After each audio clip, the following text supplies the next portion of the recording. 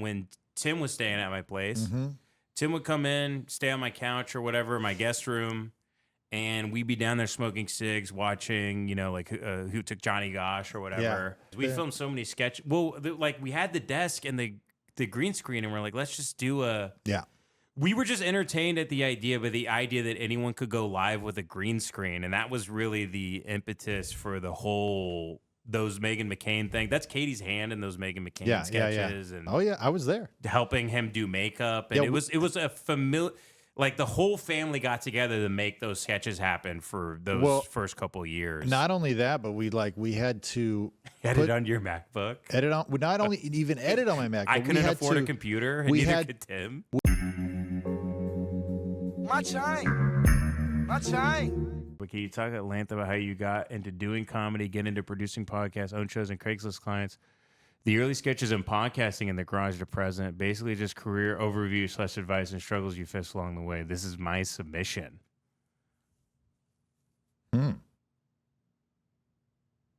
I got into comedy. I started doing, the first time I did stand-up, I was 15 at my school talent show.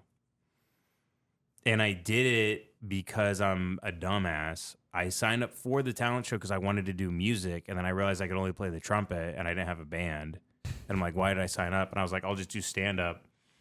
So then I watched Brian Regan clips, was the only comic I really knew, and I didn't give two shits about stand-up, but I was like, I'll do that because you can do that by yourself. Yeah. And I just watched Brian Regan for 5 minutes, and I go, oh, so you just set up a scenario and then you act it out. You set up a funny scenario, act it out. Set up a funny scenario, act it out. Set up a funny scenario. And I didn't know what an act out was. Yeah. So I went up and I did 5 minutes, and I had probably 5 bits. And I remember, I didn't even know what a set list was, but I wrote down one word for each bit on a card with a cup with no water in it on a stool. And I did like 5 or 6 minutes, and it was like 300 people in my school. And I don't know why I'm so happy I'm so stupid. Yeah. Because otherwise I would have never done anything like this. And I went up, and it was, people like started treating me differently. Yeah. My dad, so after the talent show, I was back in class, and I was still like, what was that? And people were talking to me differently, treating me differently, because I was kind of bullied up until that point. People would steal my books. They would draw penises on them. Classic. Like I would open up my locker, my backpack would be turned inside out. It's not like they were like following me home and like, hitting me in the head with a kid poured a Sprite on my head at a football game. I had that happen in to me. front of a girl I was trying to talk to. Yeah. Mm-hmm. It's just shit like that. It's nice. Yeah. It's classic bullying. And I'd be like, hey, that's not what Jesus would have done. Yep. You should be Christian. Hey, you should treat me with like a king. You don't measure up to my moral standards that I grew up with from the religion I have. Yeah. And I can't believe it. Dude, people are so shitty. So I remember my dad actually. So the intercom, they go, I remember I think I was in Coach Barnell's history class, and it was like, the intercom came on and goes, can you please send Ben Avery to his dad's classroom? Which my dad was a history teacher on the other side of the school. Because he was a coach. And I was like, I went like this. Oh, no. And the coach turned to me and was like, so I like, okay. And I remember that was one of the longest walks in my world, all the way down the hall. I went right. I knocked on my dad's classroom. We didn't have class at the time. He was just sitting there. And I walked in. I was like, hey, Dad. And he just... Jim Avery, good to meet you. He leaned back and he's like, no son of mine's going to be an artist. That's gay. My dad was like... I remember my dad it was probably the proudest he'd ever looked at me. Mm. And he just like looked at me, and he was kind of almost bewildered in this like prideful way. And he goes, how did you learn how to do that? That's great. And I was like, what do you mean? He's like, how did you know how to do that? And I was like, I don't know. I just tried it and it worked. I'm like, I was like, that was really funny. And like, everybody was like laughing a lot. I mean, it was like beginners, kind of. I just followed the very simple, like Brian, and I was just doing Brian Regan voice and shit and ripping him off completely, but it didn't matter because no one in the school even knew who that was. But he's such a great one to rip off. So Then the next year I was like, I'm gonna do stand up again because I was like, I couldn't wait to do it. I can't wait to do it again next year. So then next year I did it. And really? And I had got into like Patton Oswalt and alternative comedy and learned more about stand up. And then of course it was way worse. I was trying to do all these like Zach Galifianakis style, like the Purple Onion, like 2007 style jokes of like, well, like all of a sudden I became like a high art, like kind of Efsler guy of like, well, these guys are actually good, and like you don't really understand what I'm like. I immediately jumped to that as like a complete snob. Yes, and I didn't do well. I mean, that's and how people, a lot everyone of the guys came up were. to me and they go, "Yeah, you were really funny last year, but this year you weren't really that funny," and it really kind of took the wind out of my sails. And then once I got into college, I remember someone told me there was an open mic at a Christian coffee shop, and I've told this story many times, but I got banned from that immediately. And then so I tried to figure out a way to go to LA as soon as possible. So I figured out I could go to film school at a fake Christian film school that doesn't exist anymore for 6 months. And then they would give me credits at my private Christian school. Wait. And I didn't give a shit about film. I mean, I wrote scripts and stuff, and I didn't think any of that was possible. I just wanted to go to LA. I would go to class as little as possible and just start going to open mics at like 2:00 and go to open mics until 3 or 4 in the morning. That's all I did, and I sucked. I was awful. But you loved it. Horrible. Oh, dude, are you kidding me? You were like, yeah. I was out every night. I was walking up and down Hollywood Boulevard. I've told the story when I went to the TLC Chinese Theater after the Black Show. There was a black comedy club inside the Chinese Theater. Yeah. And as the black people were getting up to leave, they'd be like, "Y'all, there's an open mic. Like, y'all stay."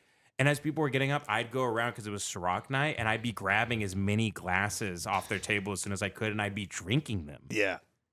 Half drank, like putting cigarettes, I'd be taking them and drinking as many as I could to get fucked up. He loves Ciroc. And go up there and just bomb my ass off for all the tables that were left. At Ciroc night at Dude, the open mic. So and I did not insane. care. No. I genuinely did not care. I was like, this is so much fun. I think that was It's one so of much the fun to go up and be a weird dumbass.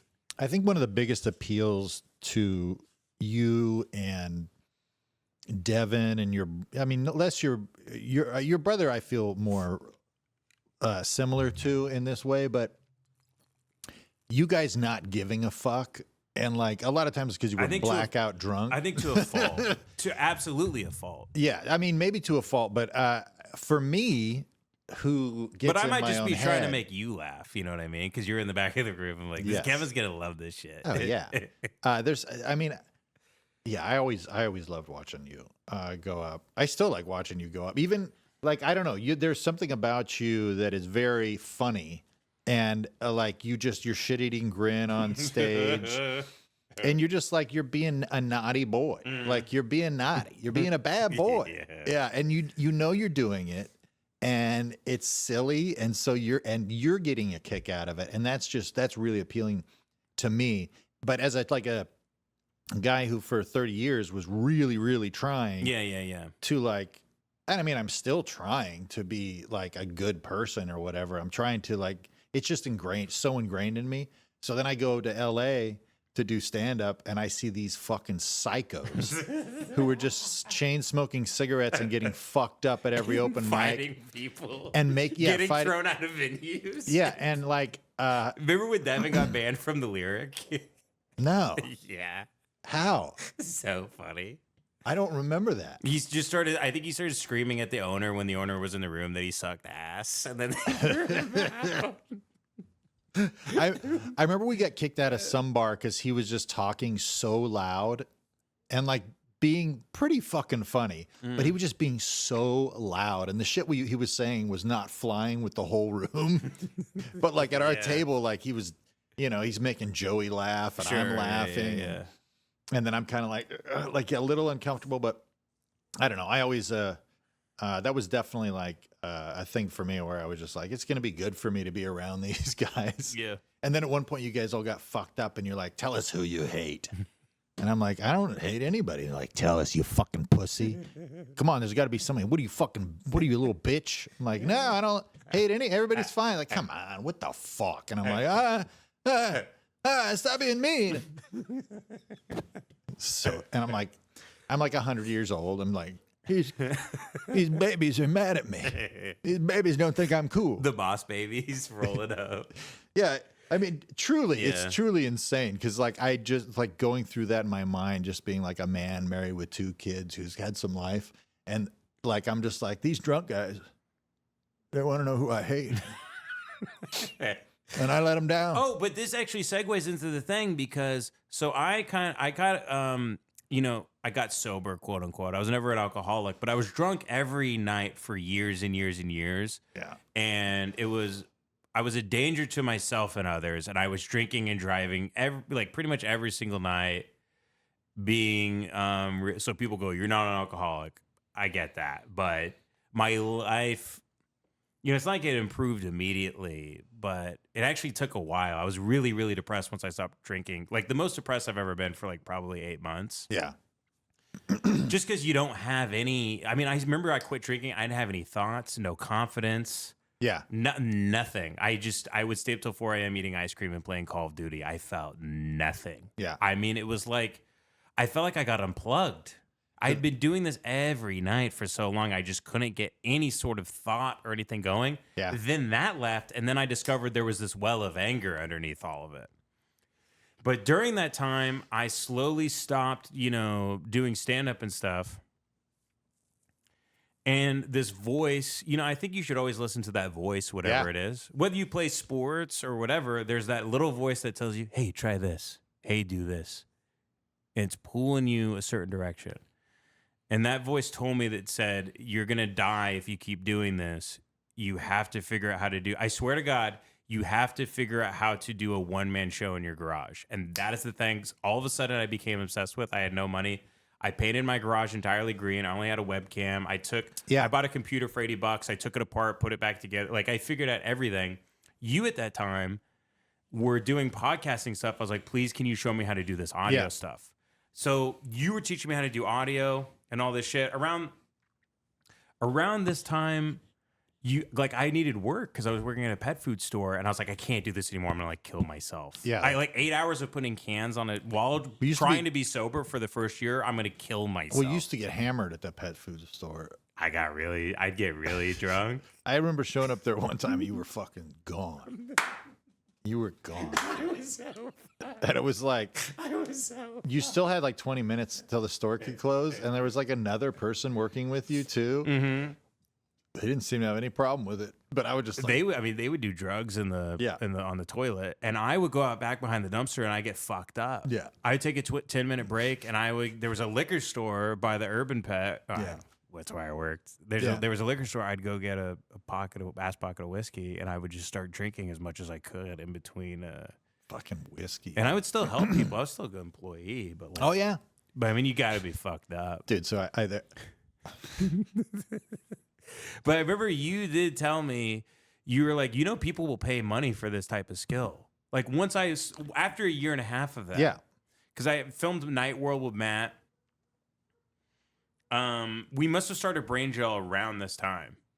yeah. Probably. So when Rippin' and Skippin' ended, then we started Brain Jail. Yes. Because I remember sitting in your living room and being like, I need to start another podcast. And you and Jay started one, and I said I would come down and produce it.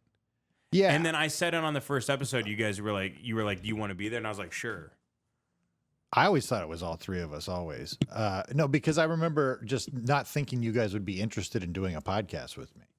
And then you guys were like, yeah, we'll do. You're like, we could be part of it. And I was like, it was a lot of fun. Pumped. I was so pumped because I didn't think you guys would want to do a podcast. And so then we did. It was like, oh, this is great. And having it in the garage where you could just set everything up. So that was what was great. I had the room all green. We had that desk right there where I was doing the Night World with Matt. And when Tim was staying at my place, Tim would come in, stay on my couch or whatever, my guest room. And we'd be down there smoking cigs, watching, Who Took Johnny Gosh or whatever. Yeah. And we were like, I see Tim. We wanted to film sketches up, and Kevin? stuff. Hey, yeah. We'd film stuff. Very early days. We filmed so many sketches. Well, we had the desk and the green screen, and we're like, let's just do a. Yeah. We were just entertained at the idea, but the idea that anyone could go live with a green screen, and that was really the impetus for the whole those Megan McCain thing. That's Katie's hand in those Megan McCain Yeah, sketches, yeah. and Oh yeah, I was there. helping him do makeup, and Yeah, it was a familiar. Like the whole family got together to make those sketches happen for those first couple of years. Not only that, but we had to edit on your MacBook. Edit on. Not only even edit on my MacBook. I couldn't afford a computer. And neither could Tim. We had to use the USB cable for the camera. Yeah. And because we were using screen recording from the live, so then we had to turn off the screen, blacking out. Okay. And the best way to do that was by putting it on the time lapse setting before you hit the time lapse thing. And then it would, you could zoom in and cut out the corners. Yes, I forgot about that. Yeah. So I remember all that shit, man. And do you remember at the time, around that time, you were like, people will pay money for this? Yeah. Because I thought it was just something fun to do with like friends. And then so I put a Craigslist ad out and I put rates. And I was like, well, and immediately like 8 people hit me up. And so, someone would send me audio, I go over here, and all of a sudden I'm like, I'm making more than I was making like $2,000 a month at the pet store. It was minimum wage. Yeah. 38 hours a week or whatever with health benefits or some shit. You got the and I immediately was making more than that. Yeah, the messy and perfect life. Yeah. So I started making probably $2,300 a month. And that's what I made for a very long time. And I was like, this is great. It is great. No, I really do think if we were money hungry or whatever, because at that time I remember having the conversation with you about the pedophile bodybuilder. Well, of course that guy. But me and Kevin worked for a pedophile guy. Yes, I think we was talked a bodybuilder who almost killed both of us. He said he was going to. He said he was going to kill us. He said he was going to kill us. He said if he ever saw our listings on Craigslist again, he was going to kill us. Yeah, he threatened to kill us. And the reason he wanted to kill us is because we refused to produce his podcast. Yeah. We just both set it up. We set up a studio and said, "Oh, you're a criminal," and then we was very scary. Dude, should I send you the video I made for him? No, we can't watch it. I don't want him. He's a career criminal. He's a crooked cop from New Jersey. He would sell Trenbolone to kids on Instagram so he could get a CP sent to him.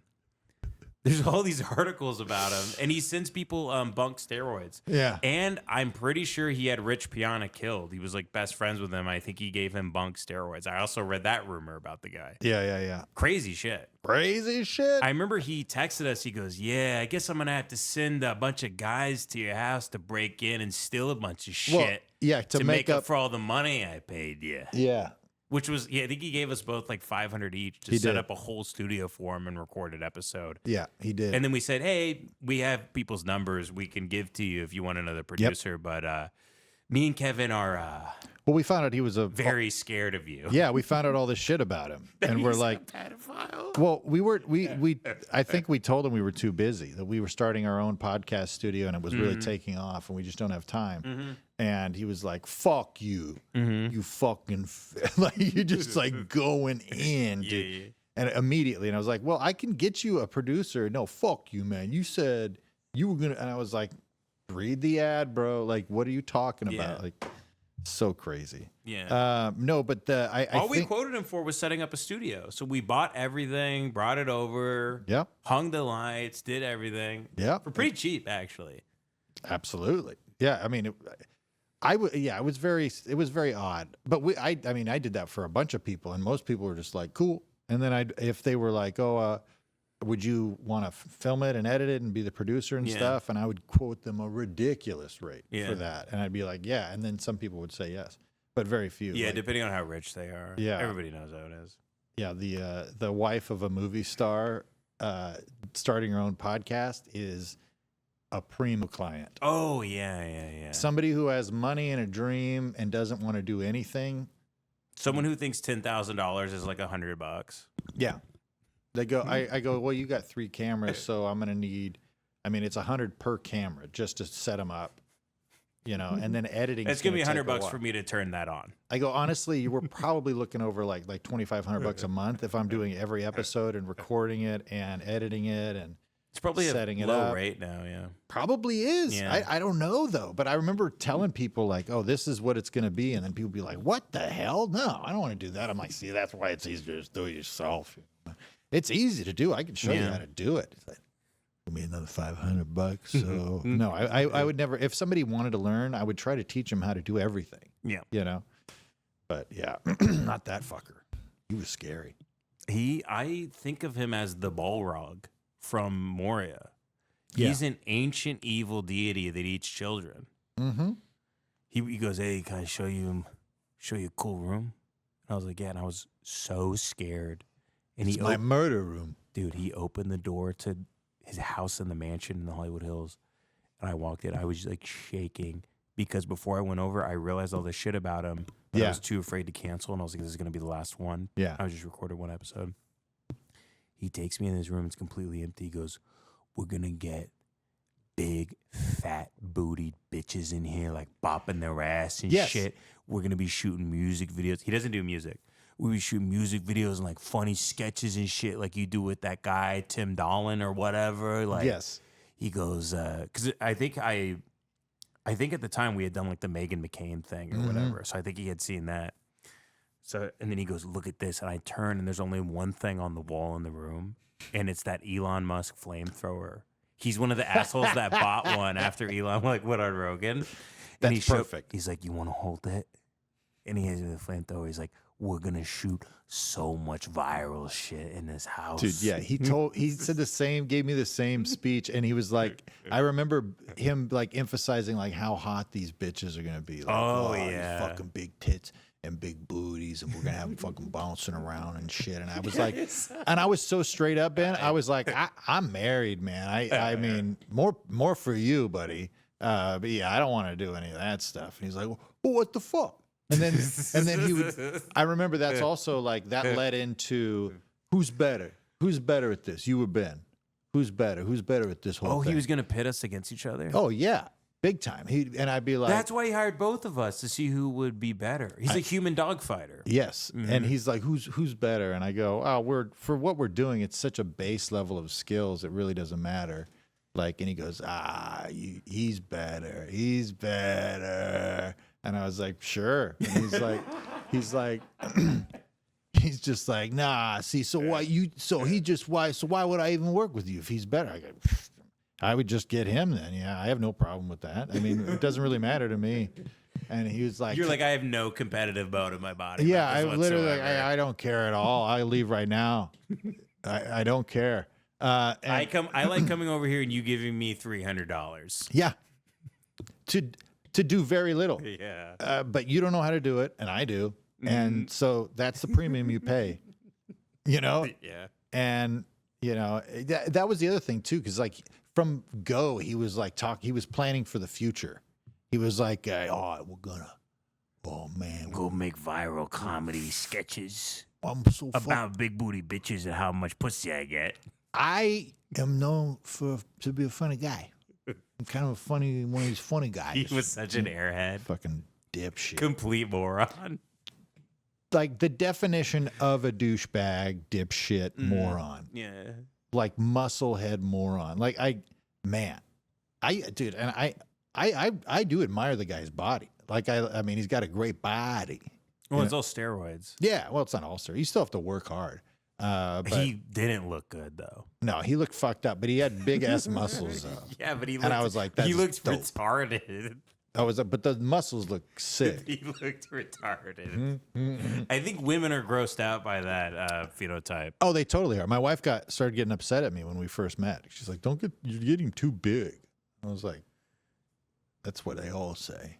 So he says, producing podcasts, own shows, and crazy guys, early sketches and podcasting in the garage to present, basically just career overview advice and struggles you faced along the way.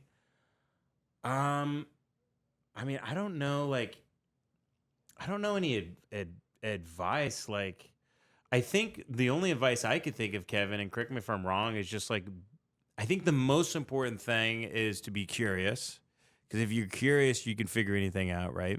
You can anybody can bang their head up against a wall 1,000 times until they break through it. Yeah. And I would say the second thing is just be, I would have never had any sort of success in anything if I kept drinking the way I did.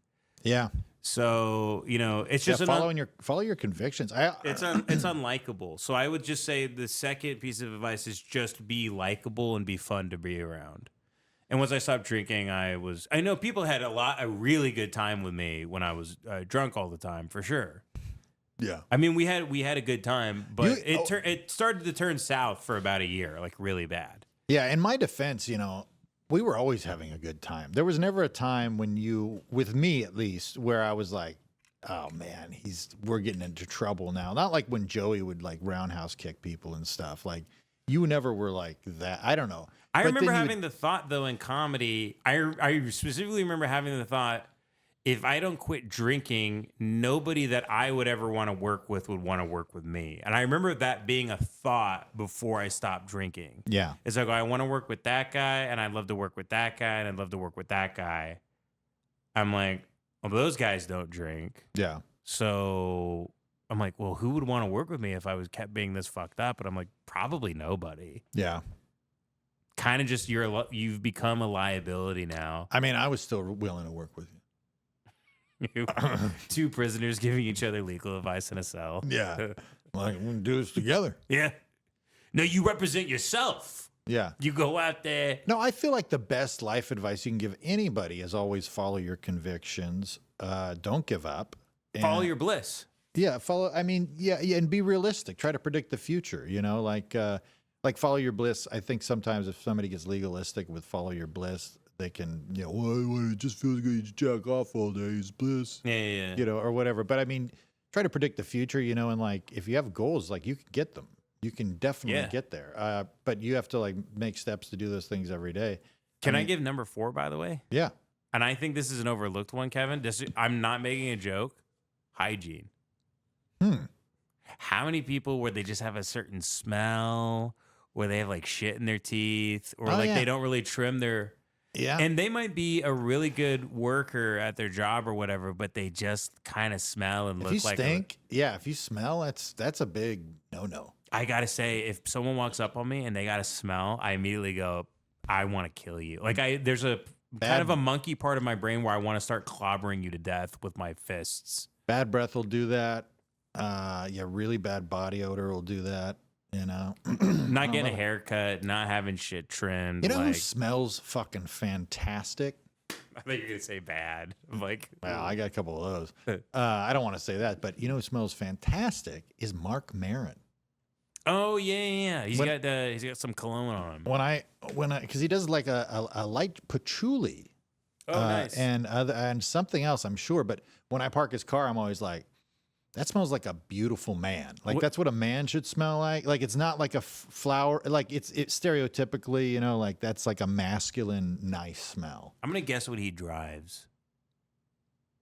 It's a hybrid. Maybe. Interesting. I think he just drives like a regular old Toyota Camry, bro. Really? Is it a hybrid though? Yeah, I think it's a hybrid. Yeah, because I'm pretty sure he wouldn't be an electric guy. It would be too much of a fuss for him, and he's not going to do Tesla because of the fascists. So yeah, no, he's got a regular ass regular old sedan. You know what? Next time I'm going to follow him home when he leaves, and I'm going to see what he's got. Mm-hmm. See what he's got. Dude, I think if you're like a guitar, you got to like pick lanes as you get older. You can't be like a guitar guy and a record guy and a car guy. You kind of got to pick, Yeah. He's definitely not a car guy. But yeah, hygiene. I'd say hygiene is actually pretty underrated and people sort of take it as a given, but I don't think it's a given for a lot of people. Yeah. When you take like a 10,000 foot view of overview of like the advice too, I think like you got to wash your ass. Wash your ass. I would also say touch fucking grass, get outside, periodically. It is funny to give advice on this set. I mean, it's like we're like Kevin Hart or some shit, but like we're doing okay, I guess. Yeah. Well, I think like me and you have successfully figured out how to not think about killing ourselves every day. For real. And it's been no easy feat. Mm-hmm. My story is very, I went through the whole depression thing. Yeah, you battled depression, I would say, more than me. I think I have manic things, but Yeah. You get into a depressive thing for sure that you have to pull yourself out of. It's no good. Dude, yeah, when Brain Jail ended and it was COVID, and I was just fucking smoking. And I moved to Texas. And you moved to Texas, dude. Do you remember that conversation? That text thread we went back and forth on? Yeah. And I was just like, no, you're never going to see me again. I literally was like, I literally remember thinking like, well, I never see you. Yeah. And you're like, I just don't have time, man. I got no time. Meanwhile, Tim's probably right there. All your friends are fucking losers. Your fucking family's losers. It's in your blood. You gotta cut them off. Cut them all off. You're doing brain jail. It's going pretty good. Yeah, it's fucking gay, but not like me gay. Like bad gay.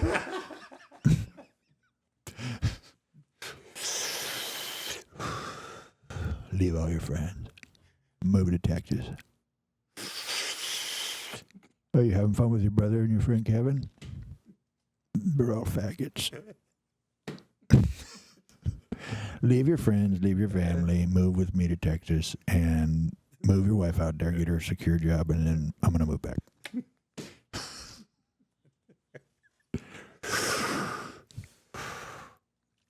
By the way, I am one of the most brilliant comedians in the world.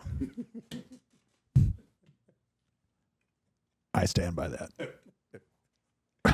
I remember you told me, you're going to fucking move back in 8 months. I'm like, I don't know. And sure enough, Well, he just 6 months rolls around. Bro, Like, it's just like, I mean, here's the deal. Like, it's 60 to 70% jealousy because I get fucking man crushes on my boys. Like, I love friendship. You're a homosexual, but with the mind. Yeah, dude. I love the boys. I love hanging with the boys. You're I a love little mental homo. Yeah, I love having my group of friends, like things we're always together, we're hanging out, you know. Harder to hold on to at 45, you know, with 2 kids and everything. Amen, brother. But but that was like my mental stability in Fresno was those groups of guys, you know, my boys. Yeah, you guys would pray together. You would do. You don't pray together. You would do salvia in the garage, and one of you get stuck in the lawnmower. No, we did life together in like every aspect. We were just so real with each other about everything that was going on in our lives, just super honest with one another, and you know, going through all that shit. And then, you know, moved to LA, and I'm like, no more Jesus. And then I'm like, oh, I miss friends. What happened to my friends? But yeah, that was not good. It was a rough time. But I literally remember thinking like, they hate my guts. They want me dead. They've been resenting me this probably since the first episode. And yeah, no. And then, you know, after like a few years, then hearing what happened, you know, I was like, oh, okay. Yeah. So sell everything you own and follow me. If you do not leave your mother and father and follow me, then we can't podcast together.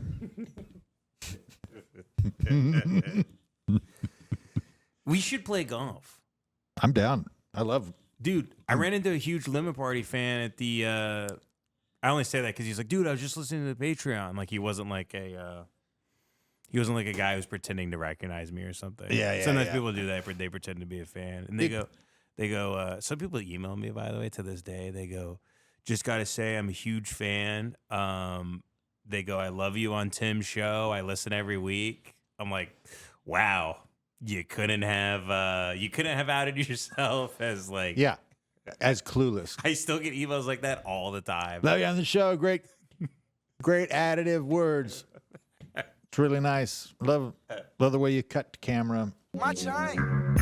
My chain. My chain. My chain. Don't you like my chain?